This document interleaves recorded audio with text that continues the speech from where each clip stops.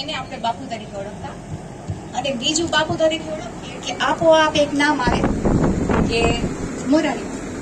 એમાં આપણે નામ બોલવાની જરૂર ન પડે કે આ મોરારી બાપુ, પણ બાપુ એવા છે તે આપણા લોક લાડીલા બાપુ, વિશ્વ વંદનીય બાપુ. અમારા ભાવનગરમાં સૌથી પહેલા ત્રણેય છે તે ભેગી કરી હતી અને નામ આપ્યું હતું ત્રિભાગ સાધુ સમાજ.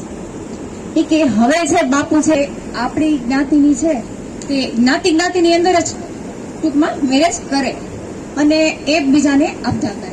એવી રીતે કે આપણે એક સંગઠન ઉભું કરીએ કે વાંચીએ છીએ એ ત્રિભાગ સાધુ સમાજ, તો તેનો વિકાસ થાય અને ત્રણેય સાધુ છે ભેગા કરીને જો એકજટ બને તો તે સર્વ આગળ વધે.